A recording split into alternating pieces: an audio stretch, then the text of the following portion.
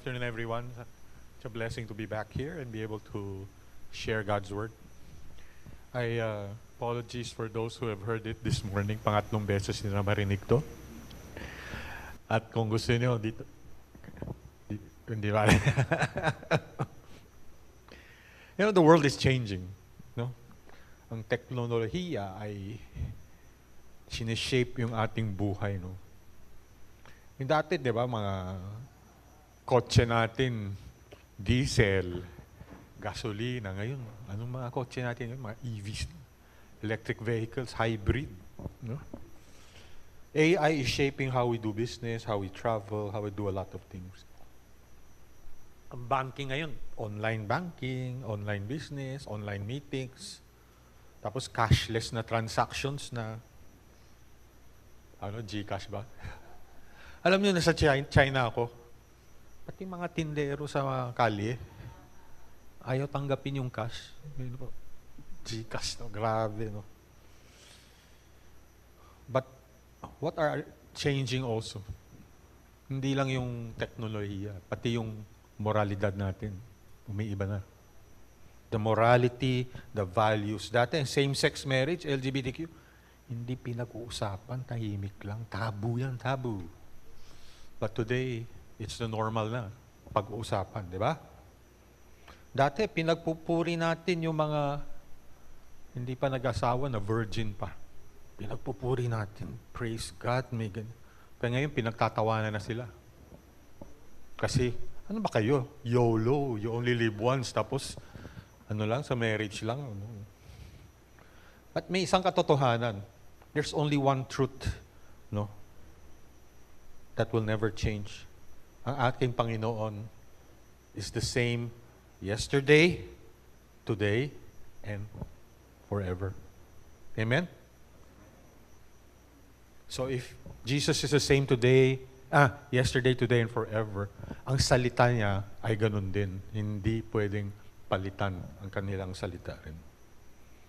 However, the pressure to go along, to conform, to compromise yung ating paniniwala at beliefs is an old issue. Kasi ang gusto natin, umunlad, kaya minsan sumasama tayo sa majority. Dito tayo majority para naman hindi tayo papahiyain, di ba? To progress, to do business, and to be accepted. And the world hates and even punishes the person who would tell the truth. Person, sinasabi na may corruption sa gobyerno o sa pulis o sa anong ginagawa sa kanila. Often their character is being assassinated. Sinisiraan sila para yung kanilang testimony ay walang bisa. The person who speaks out against LGBTQ, abortion, divorce, kasi pinagbabawal ng Biblia, is being accused today in being intolerant, unloving, not even Christ-like na daw yung mga ganyan. Mga 2 to 3 months ago, there is one incident that happened in the NBA. Ano yung NBA? Yung basketball. May isang player, si Jason Ivey, spoke out against the NBA stance against LGBTQ. Kasi NBA, suporta sa LGBTQ. Siya naman, hindi. So may sinabi siya na kontra. The following day, siya ay player ng Chicago Bulls. No? Dating team ko. No, dating team ni Michael Jordan. Okay? The next day, the Chicago Bulls issued a statement and revoked his contract. Alam mo ba contract na NBA players? Millions and millions yun. He was willing to sacrifice yung millions. Basta lang masabi niya totoo. Pero ang mundo, galit sa mga taong ganyan. Because yung integridad natin, ang values natin, would become a deterrent to other people's agenda. And kung nandiyan ka sa paligid nila, it's a reminder that we have become a stumbling block to their progress. Now, our passage today is found in Daniel chapter 3. Pero summarize ko lang muna yung 1 and 2 para nasa konteksto tayo. No? Because of disobedience and magbabow down yung mga Israelites sa mga foreign gods, sa mga idols, God's judgment came to Israel by way na of the Babylonians. Yung mga Babylonians came, conquered Jerusalem, totally destroyed the city, totally destroyed the beautiful temple na tinayo ni Solomon. At anong ginawa sa mga tao dyan? Of course, pinatay nila. Pero yung mga educated, learned people, kinuha nila, dinala sa Babylon para i-assimilate sila kanilang kultura. But there was one verse in chapter 1, and I hope we remember this, no? Na it stood out from all the other verses. It says, "But Daniel and his 3 friends had resolved not to be defiled by the practices of the pagan nation." Si Daniel at yung kanilang 3 kasama ay nag-commit na hindi sila magpapa-corrupt at papa-contaminate ng mga practices ng pinuntin. Sa chapter 2 naman, Daniel 2, yung kanyang hari, si King Nebuchadnezzar, had a dream about something, a great statue. But Daniel was able to interpret that dream for him. Ang sinabi ni Daniel, "King, ang pinaginipan mo ay isang statua na malaki. Ang kanyang ulo ay is made of ginto o gold. Ang kanyang balikat at shoulders ay made of silver. Ang kanyang tiyan ay made of bronze. Kanilang legs, parang iron and clay." And Daniel was able to interpret the dream through the revelation from the Lord. Ang sinabi niya, "King, ang ibig sabihin niyan, there will be different kingdoms that will come one after the other." So yung ginto, ang sinasabi ni Daniel, kayo po yun, hari. King Nebuchadnezzar, kayo yung ginto. Ang Babylonian. Yung susunod na, na kingdom, hindi pa nila alam kung sino, di ba? Pero iba, silver naman. So, biling-bilib na si King Nebuchadnezzar, and he declared, "Of a truth is that your God is a God of gods and a revealer of secrets." Believe niya siya kay Diyos ni Daniel. Your God is a God of gods. And for a time afterward, si King Nebuchadnezzar was influenced by the fear of God. But alam mo naman, siya ay isang hari ng isang empire, ng isang kingdom. Napakayaman. Prosperity, grandeur, napakaraming pera. May isang hari, pwede niyang gawin kung ano niya gustong gawin. At nawala yung takot niya sa Diyos. He ceased to honor God, and then he resumed his old idol worship with increased zeal and bigotry. Daniel's revelation to the king, ikaw yung ulo na may ginto. It give him such a deep impression dun sa king. Wow, ako pala yung ginto. So the people there took advantage of it. And with his return to idolatry, they proposed to make a malaking image similar to the one seen in his dream. So pleased with the flattering suggestion, King Nebuchadnezzar was determined to carry it out and to go even further.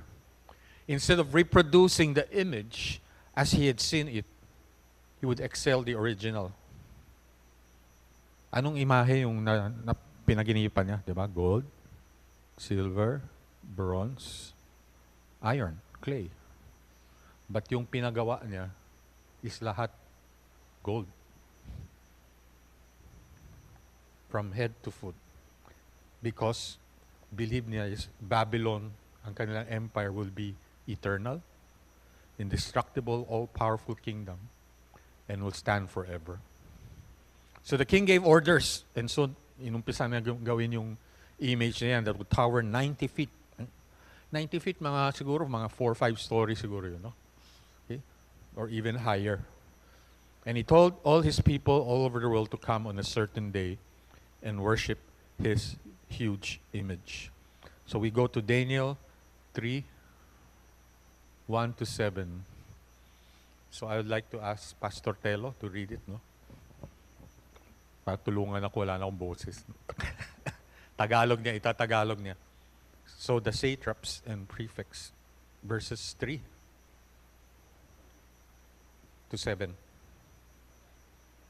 Hindi gumagana. Hello? Okay na. Okay. Alright. Okay. Daniel chapter 3. So galing po sa 3 to 7, no? 3 to 7. Dito, yun sa ASD, ang salita ng Diyos. Verse 2 po yung, combine yung 2 and 3. So, Okay, simula ko sige, na po sige. from verse 2. Okay. Pagkatapos, ipinatawag ni Haring Nebuchadnezzar ang mga gobernador, mga mayor, mga commissioner, mga tagapayo, mga ingat yaman, mga hukom, at iba pang mga opisyal ng lalawigan para dumalo sa pagtatalaga ng nasabing rebulto.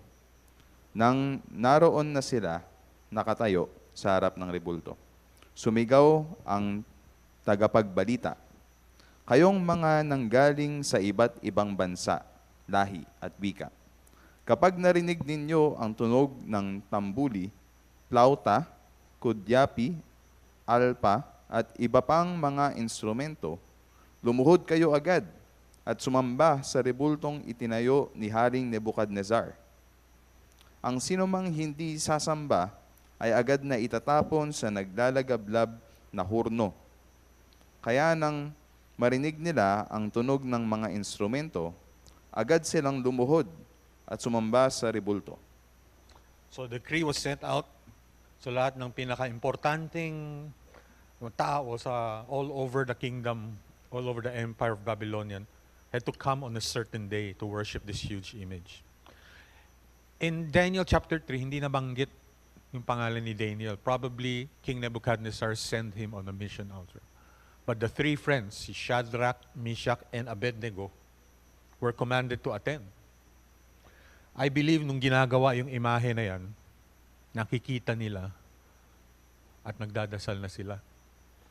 They're praying for courage na gawin kung anong dapat gawin nila sa araw na yan.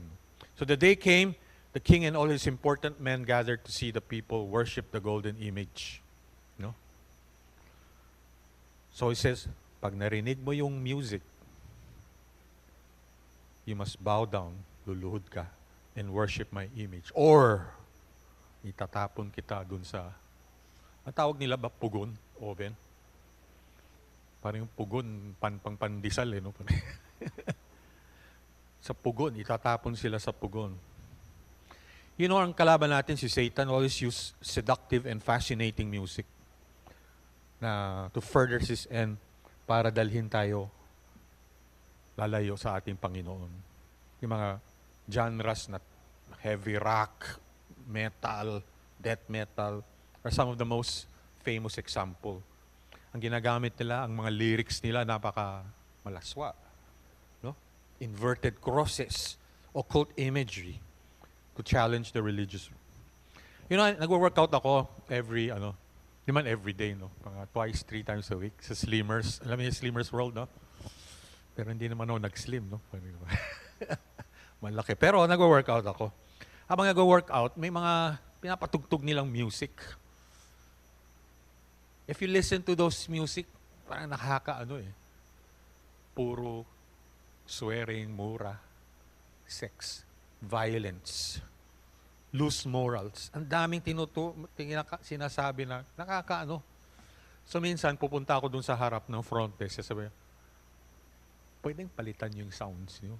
Kasi ang hirap mag-workout tapos may nagmumura sa'yo sa likod. Parang, hirap di ba? Parang naguguluhan ka Parang yata ginawa ko, minumura ako ng no?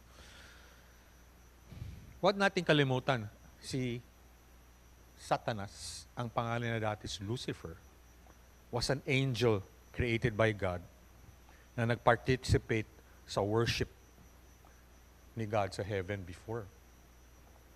And many scholars often associate siya as the worship leader sa heaven din. So alam niya kung anong music ang He is the father of lies and deceit.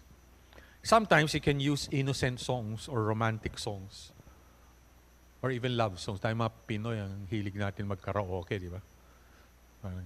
Parang workers na karaoke kayo dun sa no? Diba? Ano ba kinakanta nyo dyan? Tingnan natin, no?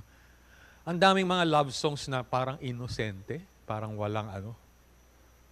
Pero they're sending subtle images. That's why we have to be careful. Kaninang umaga, okay lang, ulitin ko yung example ko, yung song na yan. One of my favorite female artist is Angela Bofill. Kailan yan? Ang galing ng boses, grabe. However, when I listen to one of her songs, yung Tonight, ano yun, Tonight? Gusto niyo kantahin ko? Palakpak, hindi, wag na. No.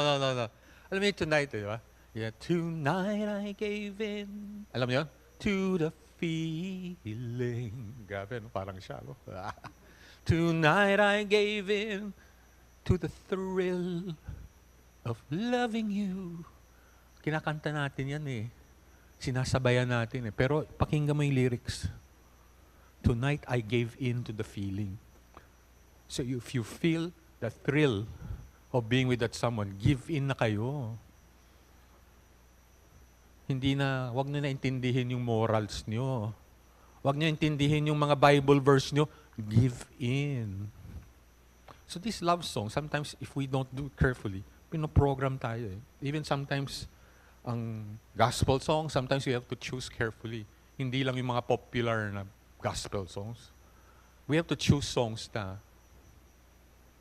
ang goal natin is pupurihin natin ang Panginoon. How God wants to be worshipped. Hindi yung kung anong gusto nating kanta. Yun na yan. Sige, maganda yung kanta. Aba, isipin natin, anong kanta na gusto niya para purihin siya. So, balik tayo sa Babylon. No? So, if the music doesn't work, he will use force as the result of every false religion. Alam mo, magulo mundo ngayon eh. Alam mo, bakit?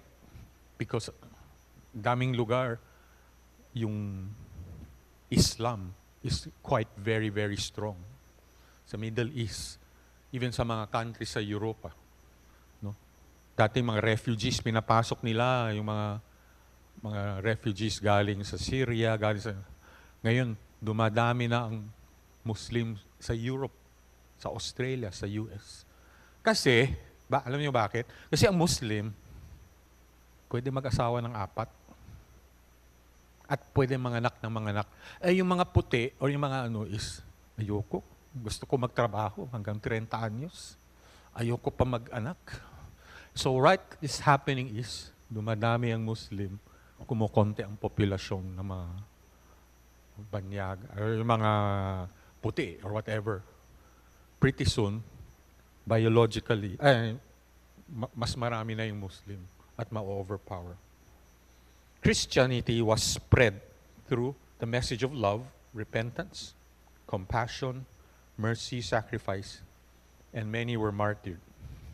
Islam was spread through war. They conquered cities. Force nila to be subject or you will be persecuted or even killed. So si King of Babylon tried music first.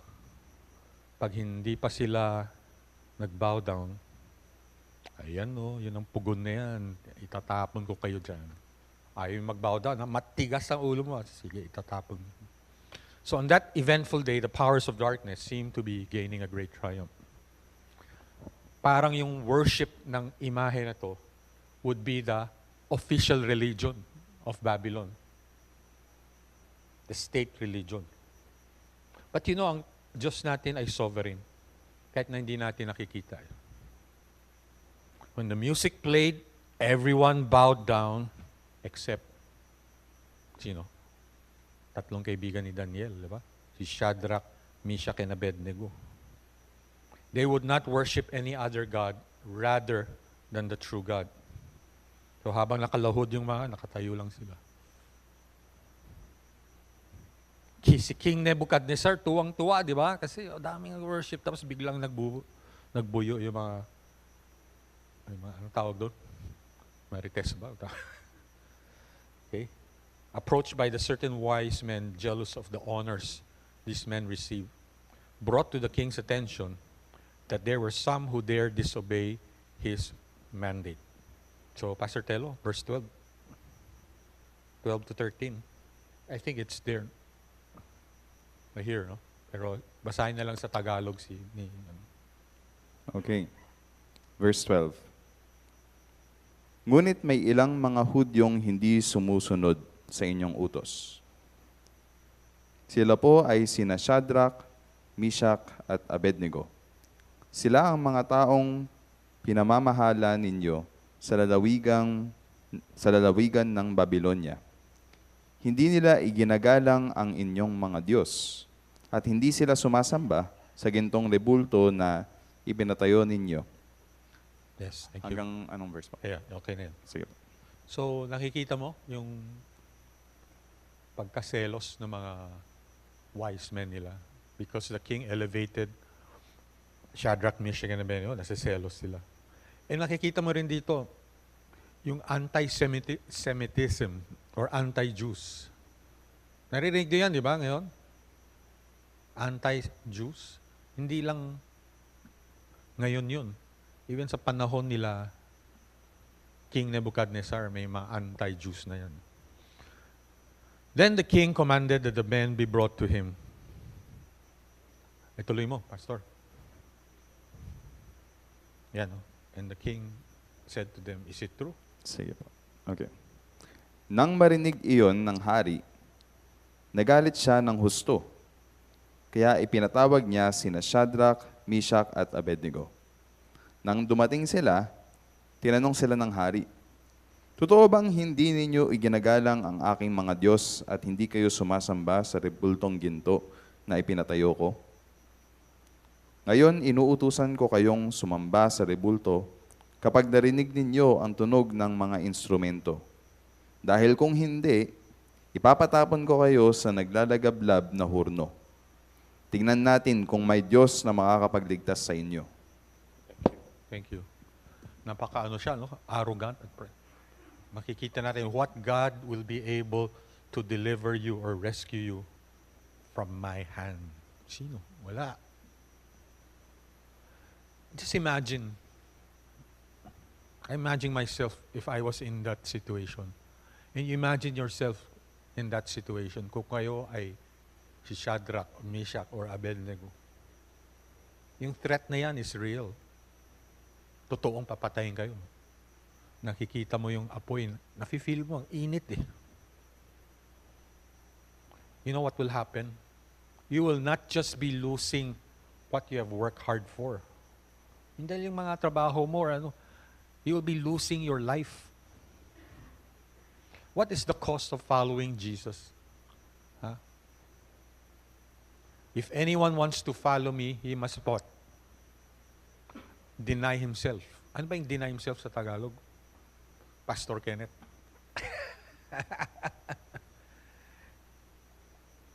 Mamaya, basta alam niya, deny himself, take up your cross.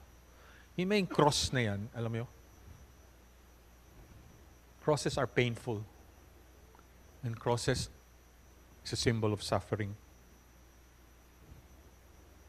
But you know, one important truth,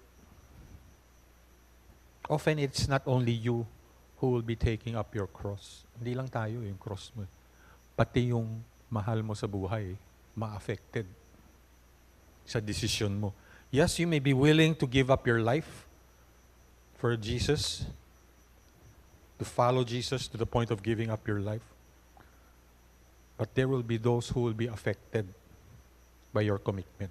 May isang pastor nga pinasukan siya ng mga radikal na sa bahay niya. May tumutok na baril sa kanya. Do you want to still believe in Christ or di-deny mo si Christ? Naniniwala pa rin ako. Binaril. Diretso naman siya sa langit. Pero yung kanyang pamilya, mahal sa buhay, will carry the cross na magiging orphan sila. Magiging widow na yung asawa.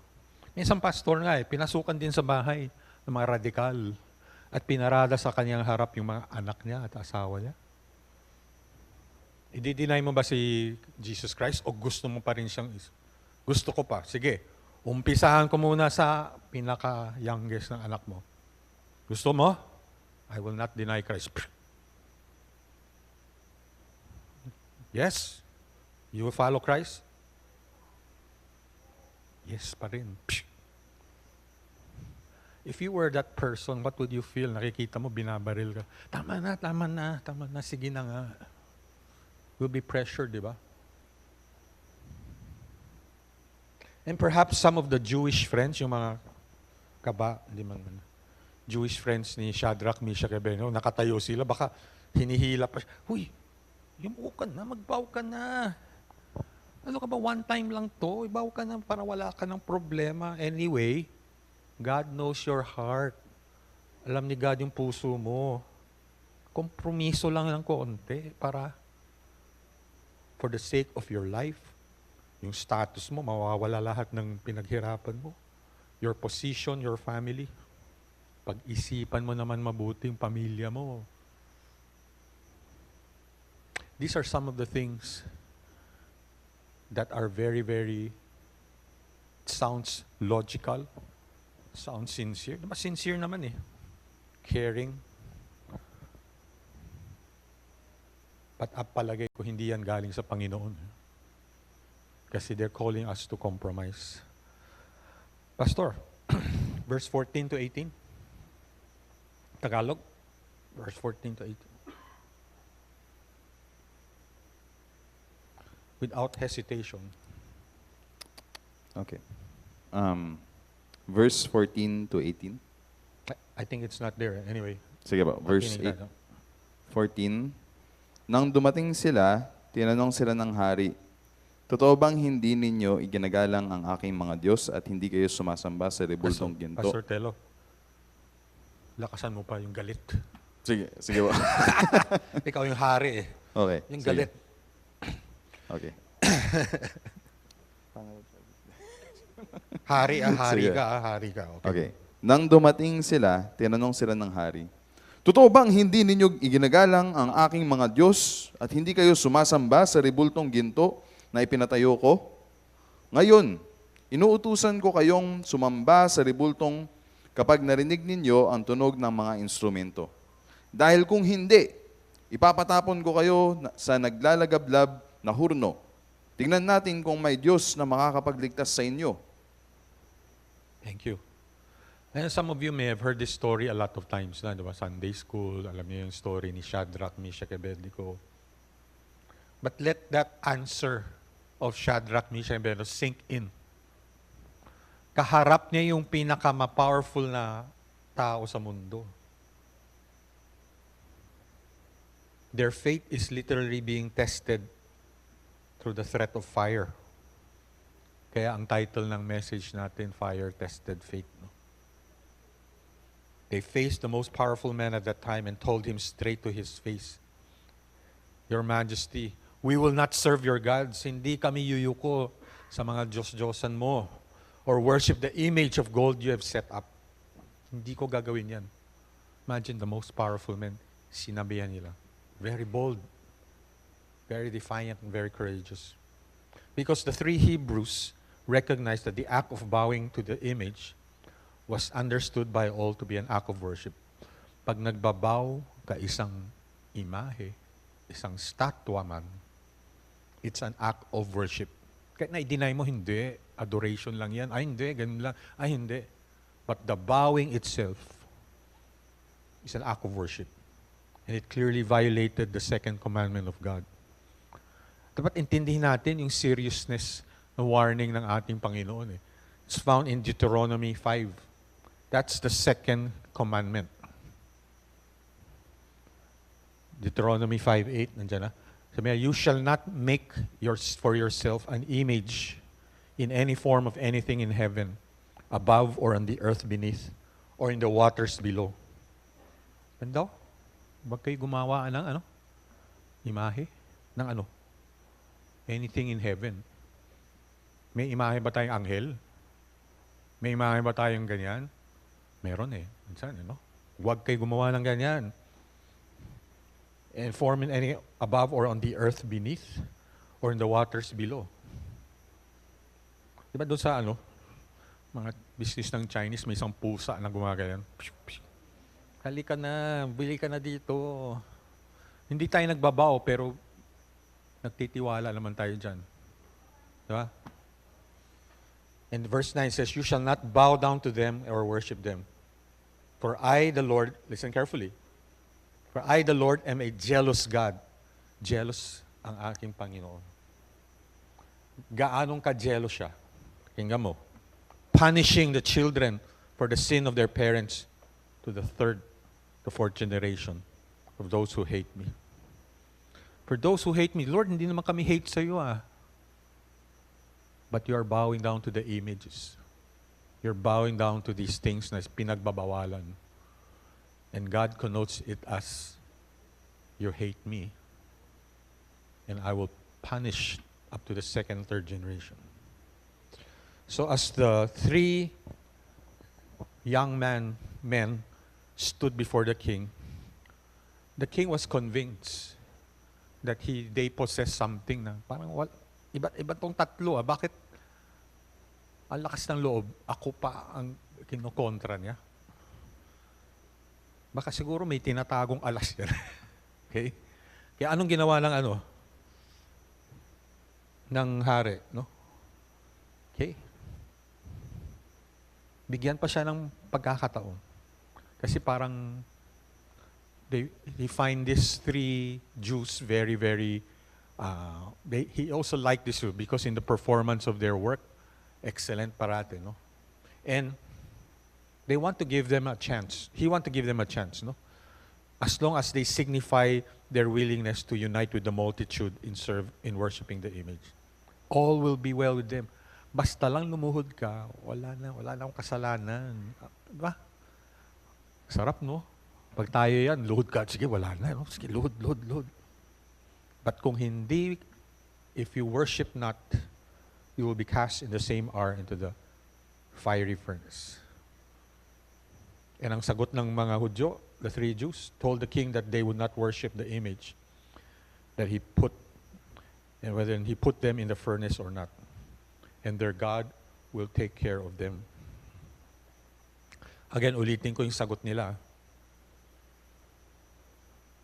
Be it known to you, your majesty, hindi kami, we will not serve your gods or worship the golden image you have set.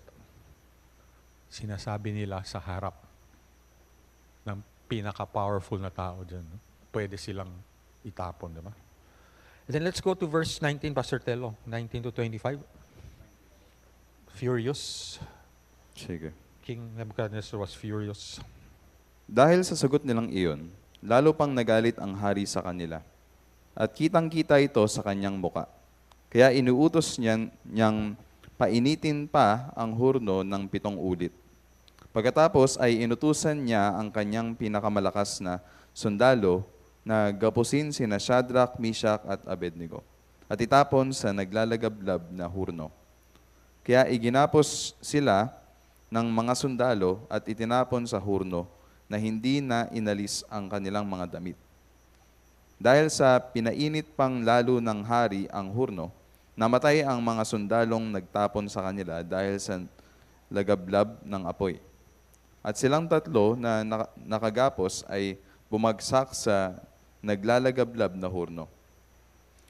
Habang nakatingin si Haring Nebuchadnezzar, Okay na yun. Sige. Yeah. Thank you. So, sinabi ni Hari, galit na galit Make it 7 times hotter. Bakit kailangan 7 times hotter?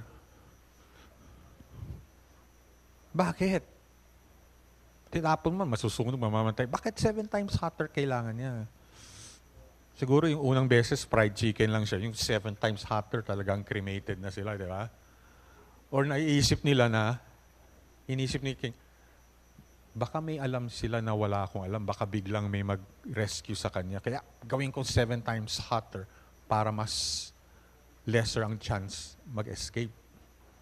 And why did he call his strongest men? Nakatali na yan. Ba't kailangan the strongest men? Baka biglang may mag-rescue sa kanila. At least yung strongest men will be there to fight them off. Yan nangyari dun sa strongest men na yan. Namatay din nung tinapon nila si Shadrach, Meshach, and Abednego sa pugon. Then King Nebuchadnezzar leaped to his feet in amazement and asked his advisor, Englishin ko na, weren't there 3 men that we tied up and threw into the fire? Di ba 3 lang binato natin? They replied, certainly, Your Majesty. Look, I see 4 men walking around in the fire, unbound and unharmed. Ano itsura yung pang-apat? The 4th looks like the son of the gods. The Lord did not forget his own. His witnesses were cast into the furnace. But yung kanilang Savior revealed himself to them in person. And together, anong ginagawa nila? Parang sila nasa beach, no? Naglalakad lang sa loob. Grabe, no? Sarap dito. Init. Diba? They were walking. The Lord will not exempt us from trials and difficult circumstances, but He promised to walk with us through the storms of life and through the fire. Then the king turned pale, no? Diba, 3 binato natin, bakit 4? And the 4th one looks like a son of God. I don't know if this is true, but many theologians and scholars believe that yung pang-4 na yan is actually Jesus Christ revealing Himself. But I won't be certain. Only when I get to heaven, I will ask, sino may pang-4 na yan? No? Or yung mga doctorate degree natin dito, baka alam na nila. No? Pero, yun na lang. And 26, verse 26, Nebuchadnezzar, then, Pastor, ikaw na lang. 26 to, yeah. Until saan po? 26 28 to siguro. 28 po. Alright. Kaya lumapit si Nebuchadnezzar sa pintuan ng naglalagablab na hurno at tinawag sila, Shadrach, Meshach at Abednego, mga lingkod ng kataas-taasang Diyos, lumabas kayo riyan. Hali kayo rito. At lumabas silang 3 mula sa hurno. Pagkatapos, nagtipon sa kanila ang mga gobernador, mayor, komisyoner, at ang iba pang mga opisyal ng hari. At nakita nilang hindi man lang sila napinsala ng apoy, ni hindi nag-amoy usok ang kanilang buhok o damit. Dahil dito, sinabi ng hari, hanggang dyan lang. Sige. Imagine, 7 times hotter init niya yung pugo na yan. But nung lumabas sila, anong pinansin nila? The fire did not harm their bodies. Yung kanilang buhok, nothing was burned sa kanilang buhok. Their robes were not scorched. And they didn't have a smell of fire on them. Paano nangyari yun? 7 times hotter na nga eh. God is sovereign. And God protected His own. So si Nebuchadnezzar, nawala na kanyang yabang. No? Labas kayo. Come out, Shadrach, Meshach, and Abednego. Forgotten was the great golden image na nakalimutan niya. In the presence of God, the people feared and trembled. Even the king of Babylon had to bow down. And it says, Nebuchadnezzar said, praise be to the God of Shadrach, Meshach, and Abednego, who has sent His angels to rescue His servants. They trusted in Him and defied the king's commandment, and were willing to give up their lives rather than serve or worship any god. So ang ginawa ng king, Pastor, verse 29 to 30, he sent a letter to all the world. Anong ginawa ng king? Pakibasa yung anong sinulat niya. Kaya iniuutos ko na ang sinumang tao sa alinmang bansa, lahi o wika na magsasalita ng masama laban sa Diyos ni Shadrach, Meshach at Abednego ay pagpuputol-putulin ang katawan at wawasakin ang kanilang mga bahay. Sapagkat walang Diyos na makapagliligtas katulad ng kanilang Diyos. At binigyan ng hari sina Shadrach, Meshach at Abednego ng mas mataas pang tungkulin sa lalawigan ng Babylonia. Thank you. So God can turn whatever difficult circumstances you may be experiencing today into something that would glorify Him. So the news of the wonderful deliverance were carried to many countries by the different representatives of the different nations that had been invited by Nebuchadnezzar to the dedication. So through the faithfulness and the commitment of his children, ano nangyari? Instead of yung relihiyon na golden image, ang mas spread sa Babylonian kingdom. It is God, the good news of God, that was spread throughout the kingdom. Imagine natin sa Babylon, that's the darkest place of the world that time. No? Tayo, I mentioned it my last sermon, kung naalala nyo. No? Ang mundo natin, let's not complain na bakit dumidilim ang mundo natin, but comes darker and darker because we as Christians, we're supposed to be the light of the world. Hindi tayo nagsha-shine dun sa mga lugar na nandun tayo. Kasi, nahiya tayo, natatakot tayo, na-intimidate tayo, fearful of consequences. But remember, these 3 young men were in the darkest place of that time, the Babylon. But because they dare to shine God's light dun sa lugar na yan, God was able to multiply it, hindi lang sa Babylon, but to all the countries, to all the different people, nation, and language based on the decree. Si Daniel at ang kanyang 3 kaibigan, they don't have the resources that we have today. Tayo dito, dami natin resources, may Bible tayo, may worship tayo, may ang daming books, daming ano.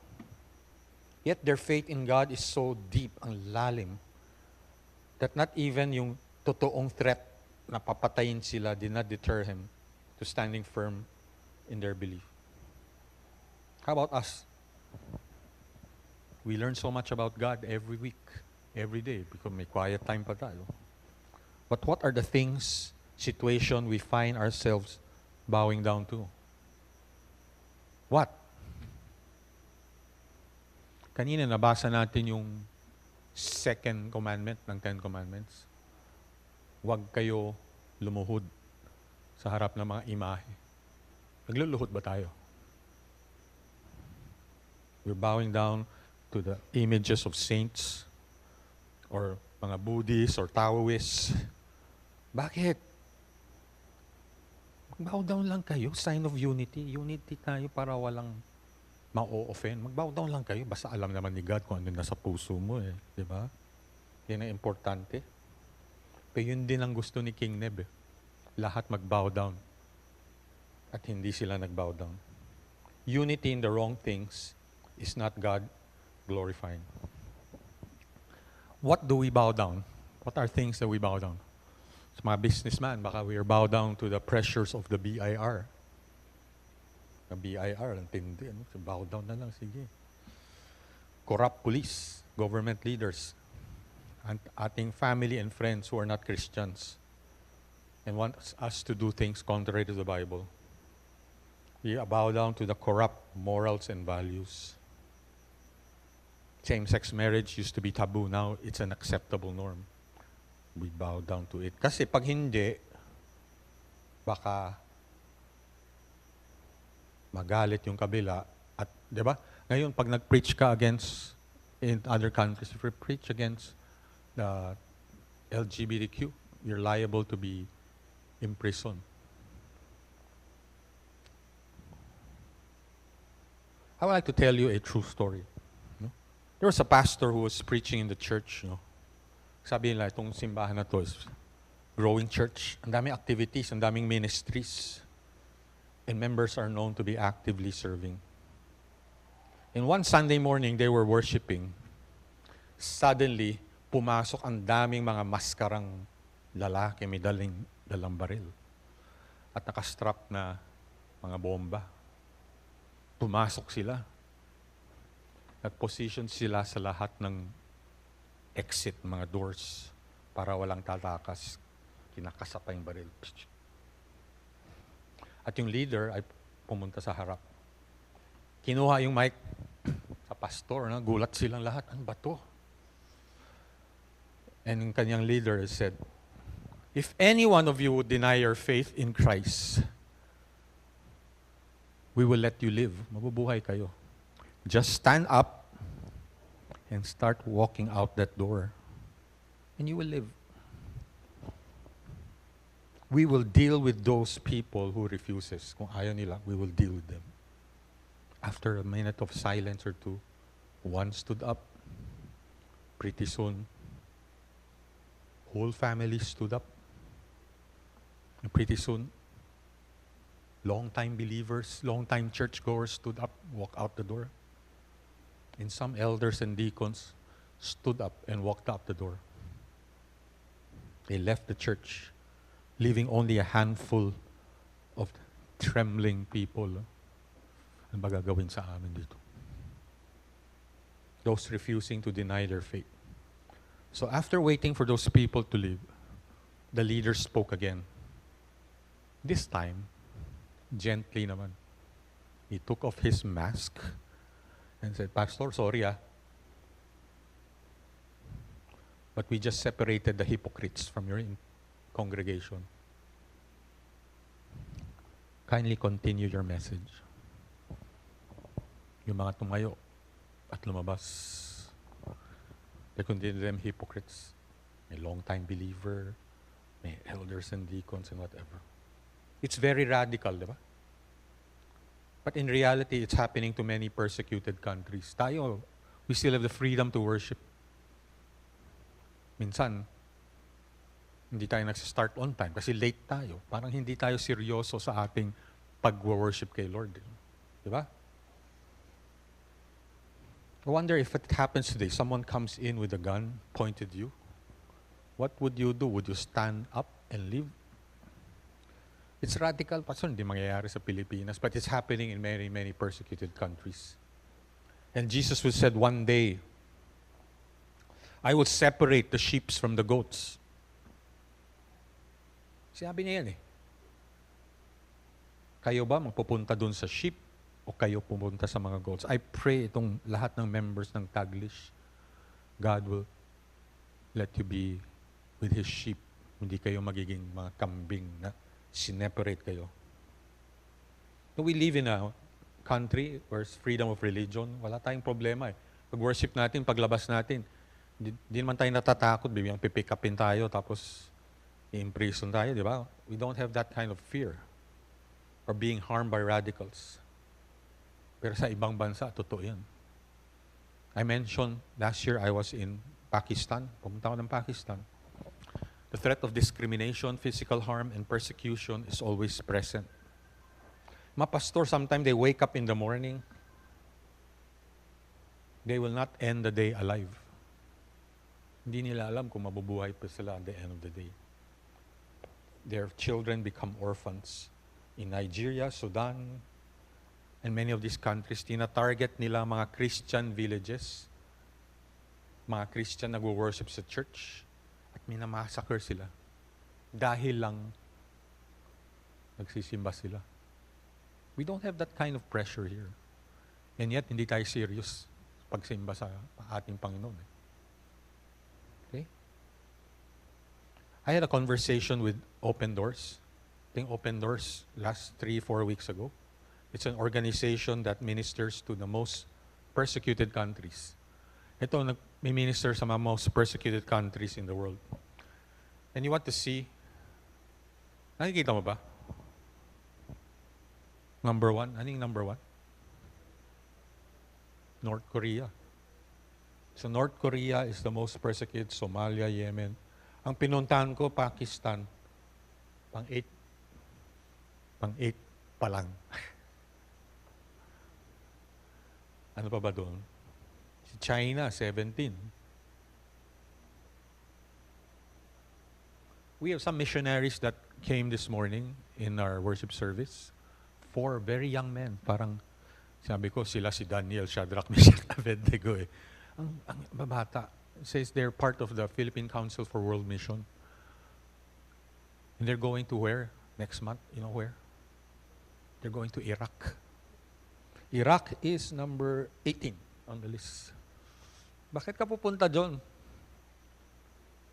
Calling eh. Pag kinol ka ni Panginoon, you cannot say no. And as I was hearing this conversation with the open doors person, I cannot help but say, susuportahin kita. Kasi yung mga brothers and sisters natin ay pinapersecute dyan eh. Tayo naman, sarap ng buhay natin. Tapos ayaw pa rin tayo magsimba ng maayos. Ayaw magsamba tayo maayos. Di ba?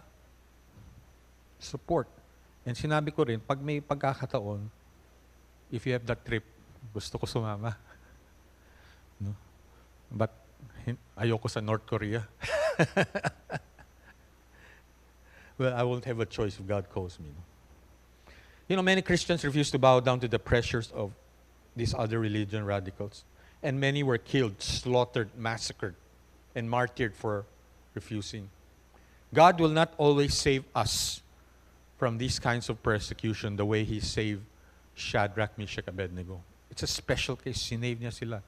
But maraming tao na persecute, hindi niya sinesave ng ganito. Because that is His prerogative, being God. But like the three Hebrews, we can boldly declare, even if He does not save us, we want you to know, O Majesty, hindi pa rin kami luluhod sa mga rebulto mo. We will not serve your gods or worship the image of gold you set up. Sinabi ni Peter, no? There come a time, they have come so that the proven genuineness of your faith, of greater worth than gold, which perishes even though refined by fire, may result in praise, glory, and honor when Christ Jesus. So pagsubok natin, it's by fire. Diba? Goldsmith, silversmith, linalagay sa apoy para ma-melt siya. Para yung mga impurities ng gold ay magpo-float, tatanggalin na. Para yung ginto at yung silver ay maging pure form. Kaya alam nyo, may mga 12K, 12 karat, 24 karat. The more karat, tama ba? The more karat, the more quality, mas dumadaan sa apoy. So the fire, the fiery test, your push you to your limits. No? There's 4 things that we can learn to shape our faith. Number 1, it's purification. So the purification, they burn away distractions, ego, and self-reliance. Number 2, it reveals the genuine. Kung ano yung totoo, no? When everything is going well, it's easy to say you have faith. But hardship, real hardship will prove whether yung paniniwala mo ay malalim ba or just surface. Number 4, it builds perseverance. And number 5, deepening humility. In one of the parables that Jesus said, is parable of the sower. Ang sinabi niya, ang salita ng Diyos ay parang yung seeds na binabato. At ang puso natin, ang condition ng puso natin, ay yung 4 na lugar na dun bumagsak ang mga seeds. Yung first place na inano is along the road. Binato yung mga seeds. Ano nangyari? After that, the birds came and took it away. If yung puso natin ay parang yung hardened road, paglabas natin, makakalimutan na natin yung anong mensahe ngayon. Dahil paglabas natin, kinukuha na ni Satanas yung salita ng Diyos. Kung anong gagawin natin mamaya, saan tayo kakain, saan tayo kakain, mawawala na yan. The second is, the condition of the heart is like the fallen on soil that is very shallow. Yes, tuwang-tuwa tayo. Praise God sa message, but sobrang shallow yung lupa. Hindi makaka-take root. At pag may pagsubok, we withered away and die. But if yung puso natin is like fertile soil, when the seed is thrown into it, it will take root and will grow and bear much fruit. Sana po, lahat tayo, we hear this message with a heart that is fertile para ma-take root yung ating salita ng Diyos, which is the seed. True commitment is not totally revealed in good times.